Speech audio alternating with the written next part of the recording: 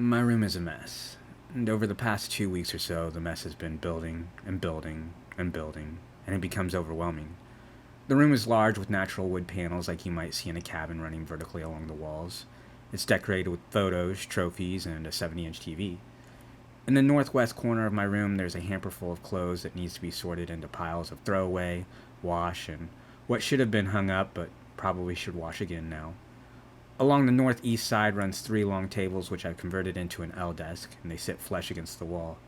The entire desk area is covered in paperwork I'm behind on, various electronic devices, office supplies, and bottles of vodka. And on the east wall is a power cage which is used for lifting weights when I have time. Against the south wall sits my king-size bed on a dark brown frame and is completely blanketed by duffel bags, unopened mail, and more clothes. Everything is pushed to the side so I have a tiny space to sleep on, though. Strung across the floor are more scattered clothes, bits and pieces of leftover arts and crafts projects, and a trash bag where I've tried to start picking things up. It's not necessarily a dump, but the clutter has definitely turned into an overwhelming mess, and quite frankly, I just don't know where to start when it comes to getting it all organized. I'm leading with that in this first episode because it's a good analogy for where my life is currently. I have too many things going on from my various businesses in the works to my other full-time job, navigating social relationships that are unfamiliar territory, trying to increase my overall income while still reeling from the backlash of other financial repercussions. I can honestly say that my mental state is in utter chaos. You're listening to Shawntourage. Whatever brought you here, thank you. And keep listening if you'd like. My name's Sean, and I've decided to create a podcast that is the current story of my life. And as I navigate everyday life and stumble through things like mental health, business, relationships, and other things, you'll meet a lot of my friends. I hope that many of you can relate to my journey. Also, just a heads up, there is some explicit language in this podcast.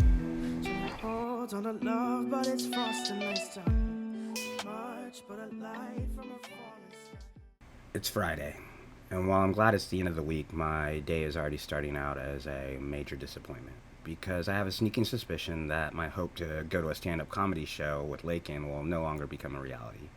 Even more so, I'm predicting there will be no other plans at all for the rest of the weekend with Lakin either. But she's got a busy schedule, so I'll have to figure out my own thing and just be supportive.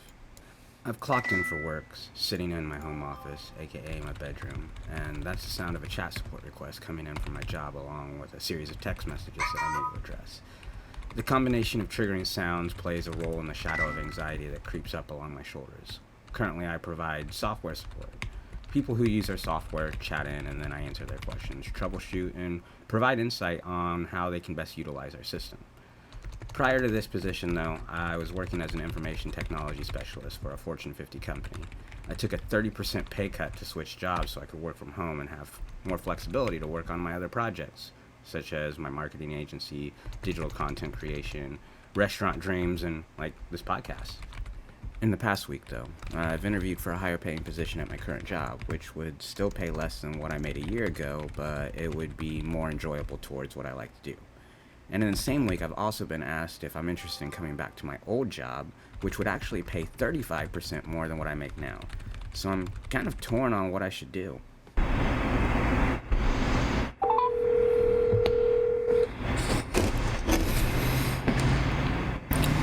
Hello, Sean Mitchell. What are you doing? I can barely hear you. Are you there? Yeah, I can hear you. What's up, dog? What are you doing? I think I'm on dog hanging out. What are you doing? Nothing. So I got to decide whether I should take the marathon job or stay where I'm at. Yeah? What do you think I should do? Well, you didn't tell me. Did you get job promotion for your company now? It's still pending. Uh-oh. This is Stevie, one of my closest friends, and usually the first person I go to for insight. Recently, Lakin had brought up the concept of who gets to sit at your table. The table is comprised of those you trust and rely on the most. Stevie would be sitting at the first seat of my table. He also has no idea that I'm recording this podcast yet. Do you think I should take it, though? Like, which would you do? They're offering $32 an hour. Yeah, that's good money. And then like the job that I have now, if I get the job offer, I'd be making like 26 an hour. Yeah, but the cool thing about your job now is the flexibility. Like you take off, you know. Yeah, and I get to work from home or like remote, so I can like take the job anywhere I want. I feel like if I take the marathon job, then like I'm surrendering myself to this area. Yeah. Yeah, but man, remember, when you had that marathon, like you were financially stable though. Which I don't know if you are. You probably are now, but. No, I'm definitely not. See, that's what sucks, you know. But then like, even so if they offer me the job, let's say the 32 an hour, and let's say like right now I'm making 22 an hour, but my potential at this company has a much higher ceiling, would you stay, or would you go ahead and take the 32 an hour knowing that you're not going to get any more than 32 an hour ever? Yeah, so that's also the bummer. Max is like, you already know you're going in there maxed out. And then also, I feel like I'm forfeiting all my other projects that I have going on if I go back to Marathon. Yeah, I think it sounds like you should stay where you're at. Regardless of the pay? Well, if it gives you, like, so, with the pay rate that you'll get with this new, that's, like, you don't even know if you're going to get it, right? Say what? Did you even know you're going to get the new job promotion? No, not yet. But there's other positions available, too. It's not like this is an end-all, be-all thing. Right. So even if I don't get this position coming up, there's several other openings.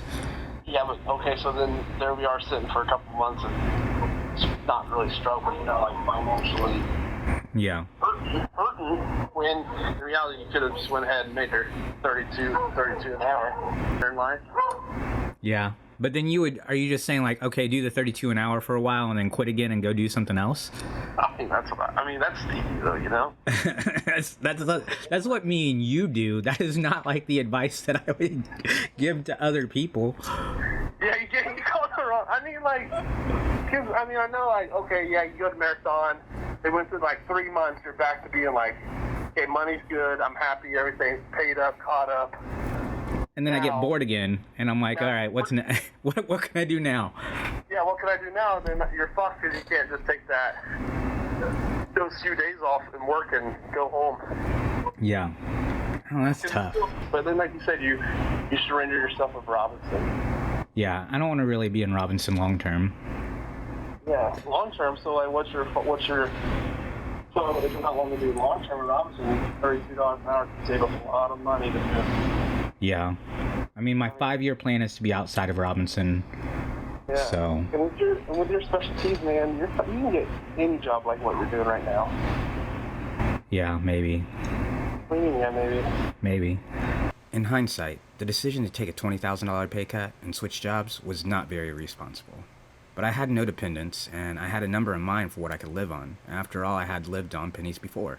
I was bored at my current job, so my morale was deteriorating while I felt like I could be doing more, and I wanted to focus more on my ambitions, so switching jobs while sacrificing a salary was my way of compromising with myself.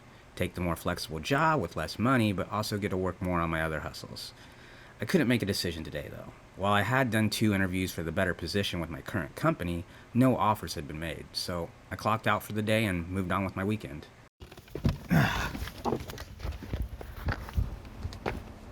On this Saturday, rather than trying to catch up on the paperwork I'm behind on or organize my room, I had just left the gym around 2 p.m. and decided to go day drink at a local bar called the Saratoga, where my friend Kendra was working.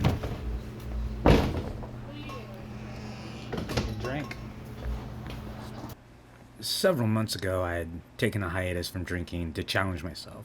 I went 30 days without drinking, and overall I was happy with the results. And then I made a rule for myself after the fact to only drink twice a week. That rule didn't last long, as I just have very poor self-control and a lot of anxiety, which drinking helps alleviate. For the record, I do not recommend that method to handle anxiety. You want watermelon or strawberry? That you can pick. Huh? I said that you can pick. It's strawberry.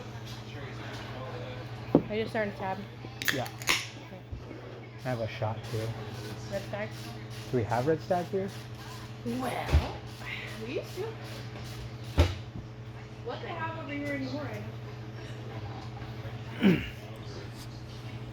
I'm going to take a moment to mention that my choice of drink is a seltzer and a shot of Red Stag.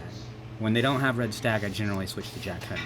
And I constantly get made fun of for drinking seltzers, but beers tend to leave me with a beer gut, and I'm not about that life. They've upgraded a little bit. They've got a freezer in there now. Oh, they got the pizza oven here too. Yes. I see. I don't think that's yours though. No, it's not. I was gonna say because the one that yours is still at the corner. No, he got a new one. He gave me mine back because I was gonna put it in my restaurant. I didn't need it back when he gave it to me, but he's like, go ahead and take it back. And What are you out doing? I just got done working out. Time would pass, and Kendra would continue to catch me up on the drama from earlier in the week. What's Louie doing today? I don't know. I haven't talked to him today. I called him last night and asked him if he was coming out, and he said that he was not coming out because he was nursing a hangover. He was really fucked up on Thursday. Mm-hmm. He asked me to follow him home, and I told him I was going home at like 11. I said, I'm going home. He said, I still have an hour till close. I said, well, I'm not staying till close, so you can either go home whenever I leave, or you can stay and have somebody else follow you. At this point, I'm intoxicated, stumbling through my own words, but the nature of my vocabulary is still there. The annoying drunk giggle still makes me cringe, though. You ain't shit. You right, I ain't. But you ain't shit either. I'm the shit. You know, you just think you have an Asian buffet and everybody wants to go. It's true, they do. Everybody wants to go to it? Yes. I mean, I like Mexican food over Chinese food. Did you just say you want Louie over I was Sean? getting ready to say. There's that cringy laugh again. I didn't notice it until I started recording this, but it's definitely cringeworthy. For context, Louis is one of my best friends, and through each other our social circle has grown together. He would definitely have a seat at my table, despite his terrible advice and inability to keep things quiet. He tends to be outspoken, but if I ever need anything, he's usually the first person I'll go to. With his Mexican heritage, this man also makes the best homemade tortillas, salsa, and menudo. He moved here from Colorado like 6 or 7 years ago, I think. We started hanging out around 5 years ago and have been like brothers ever since. I guess if I had to choose a buffet, it would probably have to be Louis because I like Mexican. Ah, I'm gonna tell him. He'll laugh. He'll think it's funny. I'm gonna tell him that. That's fucked up, man. You just picked Louie over Sean. God bless ya. He's nice to me. You should call him now. Call him.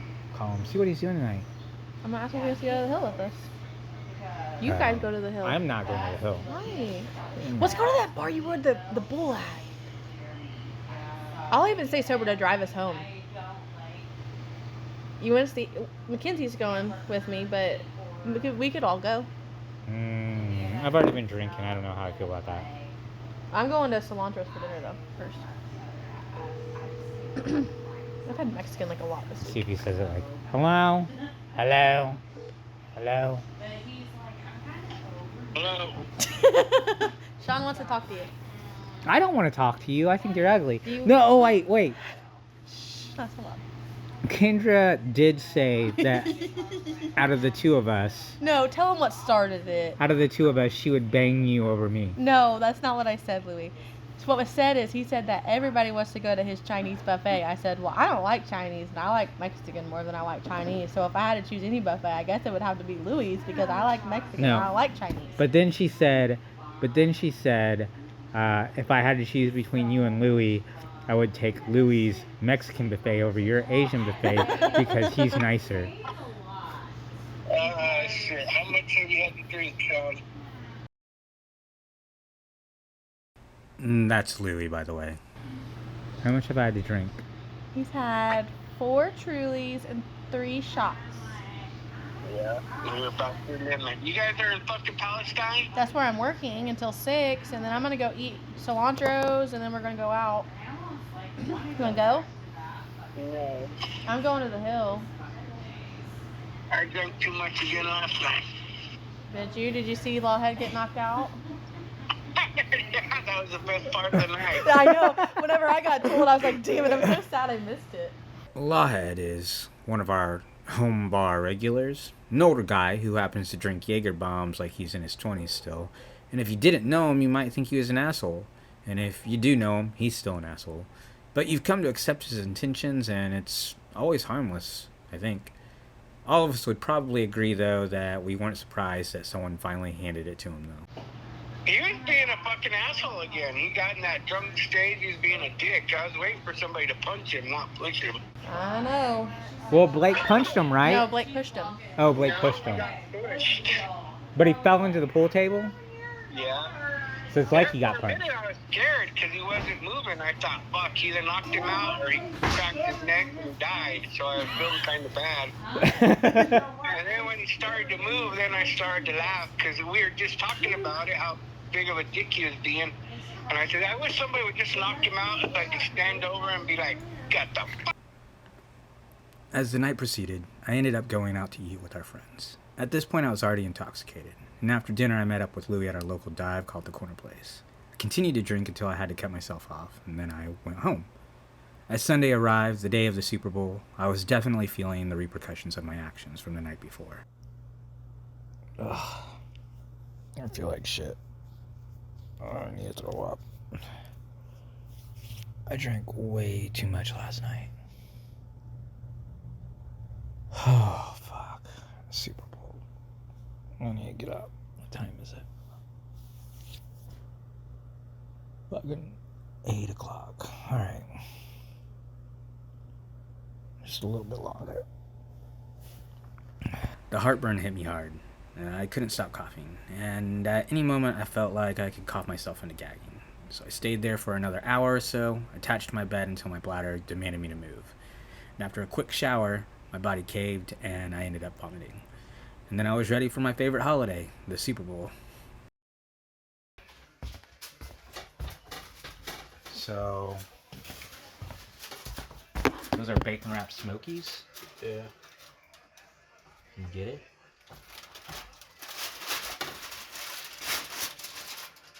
Oh, this looks legit. Am I supposed to bake them with foil on top? No, they won't get crispy that way. You want to spread them out a little bit, though. The Super Bowl for me is my favorite pastime. More than Christmas, more than Thanksgiving. I just love the competition between football teams, the gathering of friends to watch the most important game of the year, have some drinks, and eat amazing food. There's no exchanges of presents or obligations to meet certain expectations, other than to enjoy each other's company, watch an exciting game, and enjoy hilarious commercials. We'll show this in your fridge then, okay? Yeah. You have room? Yeah.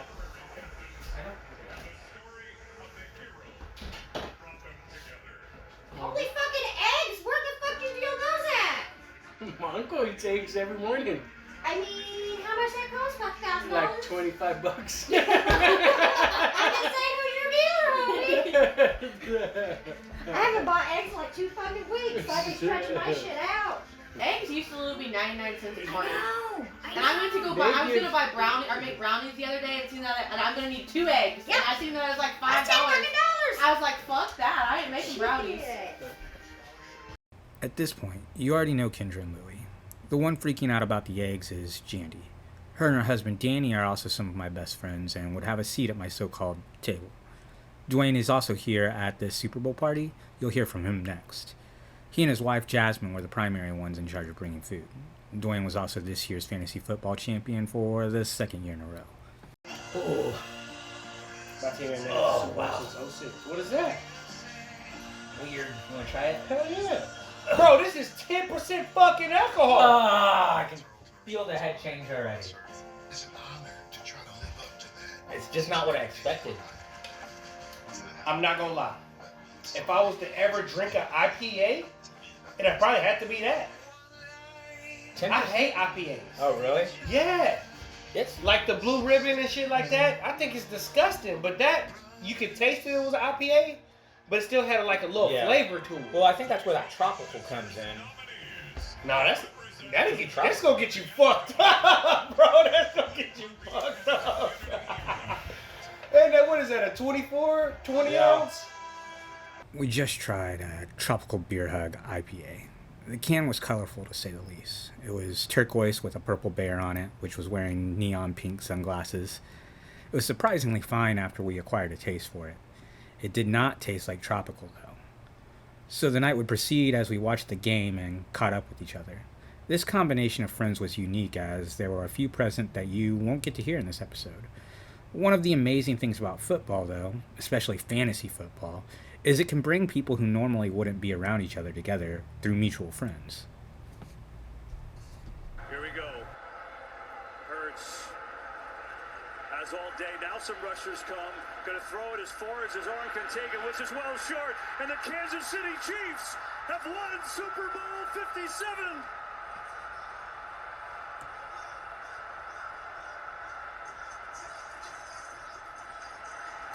This seems like a reasonable stopping point for this episode. We didn't go super in-depth, as I just wanted to introduce some of the main characters and set the tone for the series. Going forward, you'll hear from more people who would sit at my so-called table.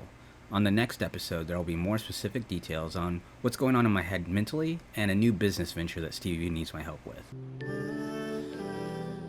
Again, thanks for listening, and make sure you hit the follow button if you enjoyed this podcast.